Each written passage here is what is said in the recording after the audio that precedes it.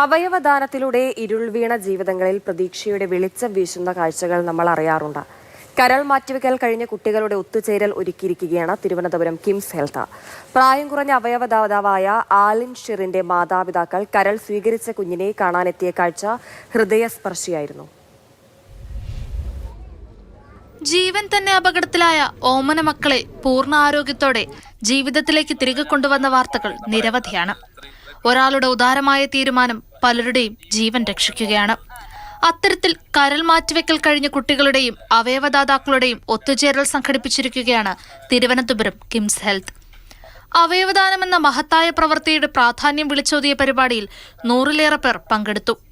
10 മാസം പ്രായമുള്ളപ്പോൾ അവയവങ്ങൾ ദാനം ചെയ്ത ആലിൻ ഷിറിൻ എബ്രഹാമിന്റെ കുടുംബം ആലിന്റെ കരൾ സ്വീകരിച്ച 8 മാസം പ്രായമുള്ള ത്രിയയെ ആദ്യമായി കണ്ടുമുട്ടിയ നിമിഷം കാഴ്ചക്കാരിൽ ഒരുപോലെ വേദനയും സന്തോഷവും നിറച്ചു.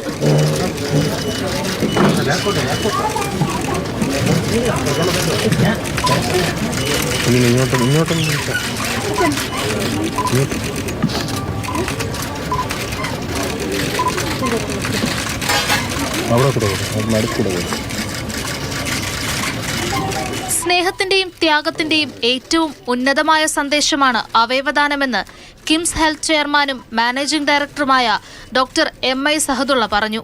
ഈ സ്ഥിതി മാറണം, ആളുകൾ ബോധവാന്മാരാകണം, എല്ലാവർക്കും മനസ്സിലാകണം ഇത് സൊസൈറ്റിയുടെ ഒരു ആവശ്യമാണ്.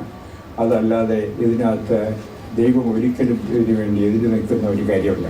2013 ജൂലൈ 23-നാണ് കിംസ് ഹെൽത്തിൽ ആദ്യ കരൾമാറ്റൽ ശസ്ത്രക്രിയ നടന്നത്.